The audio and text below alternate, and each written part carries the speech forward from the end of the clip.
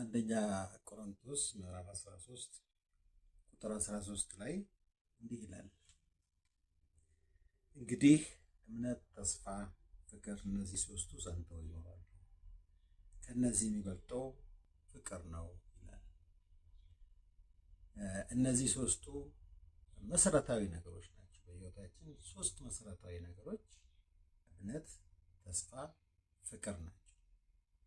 እነዚህ ነገሮች በእምነታችን በክርስትና ህይወታችን እጅግ መሰረታዊ ስለሆኑ የእግዚአብሔር ቃል ብዙ በእነዚህ ዙሪያ ላይ ይነግረናል። ፍቅርን በተመለከተ ምዕራፍ 13 አንደኛ ቆሮንቶስ ላይ በደንብ አድርጎ ይገልጽልናል።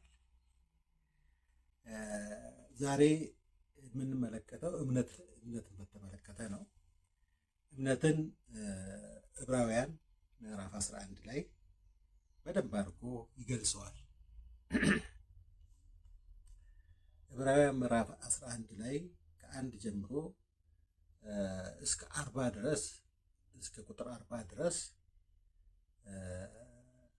ሙሉ ምዕራፉ 40 ቁጥሮች ነው ያሉት። እስከዛ ድረስ በጣም በሰፊው ስለ እምነት ይገልጥልናል። በመጀመሪያ ቁጥር 1 ላይ ዕብራውያን 11:1 ላይ እምነትን ማብራሪያ ይሰጠናል።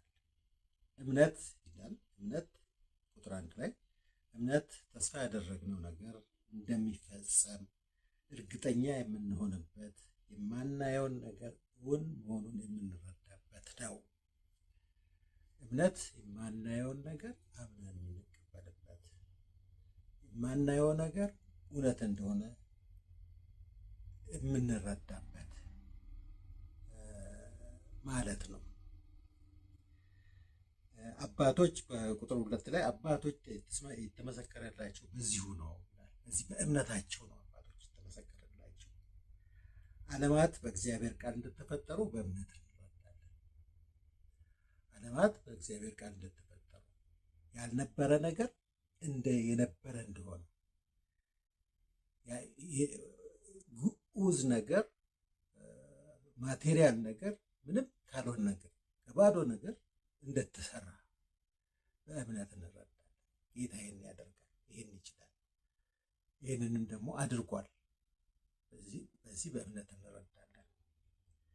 ስለዚህ አባቶች የተመሰከረላቸው በዚህ ነው ይልና በጣም በሰፊ ይዘረዝራል። ስለ ሄኖክ ይናገራል፣ ስለ አቤል ይናገራል። ሄኖክ ሞትን እንዳያይ ከዚህ ዓለም በሞት በእምነት ተወሰደ፣ ከዚህ ዓለም በእምነት ተወሰደ ሞትን እንዳያይ ይላል። የሙሴን ታሪክ ይነግረናል። የኖህን ታሪክ ይነግረናል። ኖህ በእምነት ነው መርከብ የሰራው። ሰው እያሾፈበት እየቀለደበት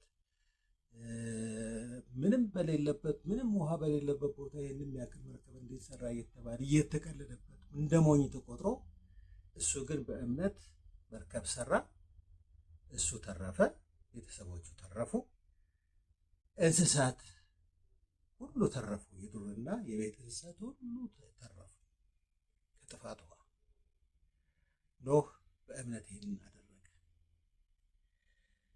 አብርሃም የእምነት ሰው ነው።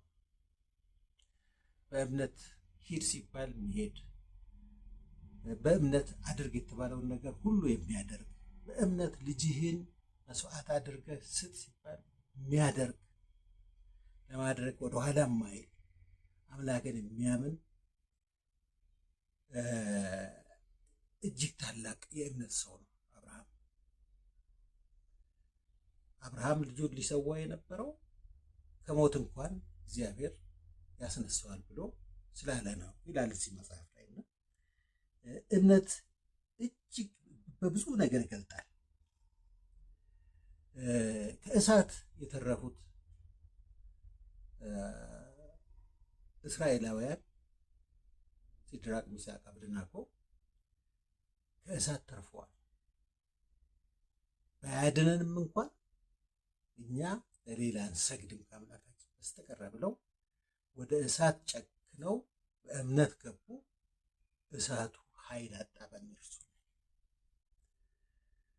ዳንኤል ጸሎት እንዳይጸልይ ታገደ። በእምነት ጸሎቱን ግን ቀጠለ። ከአምላኩ ጋር መገናኘቱን ቀጠለ። አንበሶች አፍ እንዲጣል ተደረገ። አንበሶች አፋቸው ተዘጋ፣ እንዳይበሉት ሆነ። በእምነት ብዙ ነገር ተሰርቷል። በእምነት ብዙ ጦርነቶችን አሸንፈዋል። በእምነት ብዙ ታሪኮች ተሰርተዋል። እምነት ታላቅ ነገር ነው። በሕይወታችን ውስጥ እምነት አምነን የተቀበልነውን ነገር እግዚአብሔርን አምነን ከጠየቅነው፣ ከሙሉ ልባችን ካመን፣ በሙሉ ልባችን ከጠየቅነው እግዚአብሔር እጅግ ተአምር የሚያደርግ አምላክ ነው። እግዚአብሔር ከኛ ትንሽ እምነት ነው የሚፈልገው። ተራራውን ትነቅለህ ወደ ባህር ግባ ብንለው ሊሆን ይችላል ብሎ ጌታ ኢየሱስ ክርስቶስ ነግሮናል። እምነት ካለን በሕይወታችን ውስጥ የሚያጋጥሙ ብዙ ፈተናዎች አሉ።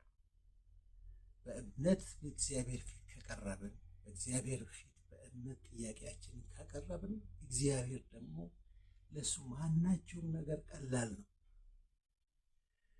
ሰማይንና ምድርን፣ ሰማያትንና ምድርን፣ በሰማያት ውስጥ ያሉ ማናቸውንም አይነት ፕላኔቶችን፣ ዩኒቨርስን በቃል ነው የሰራው። እግዚአብሔር ሁን አለው፣ ሆነ።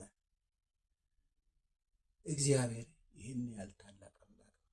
አምላካችን እኛን የወደደን፣ በመልኩ በአምሳሉ የፈጠረን፣ የሰራን፣ አንድያ ልጁን ጌታ ኢየሱስ ክርስቶስን ለእኛ ብሎ የሰጠና እኛን ከልጆቹ ውስጥ እንድንቆጠር ስላደረገን፣ ልጆች ስላደረገን፣ ልጁ በኩር ሆኖ እኛ ልጆች እንድንሆን ያደረገን አምላክ እግዚአብሔር፣ ይህን ታላቅ ክብር የሰጠን እግዚአብሔር ኃያል ነው። ይህን ያህል ኃያል አባት አለን።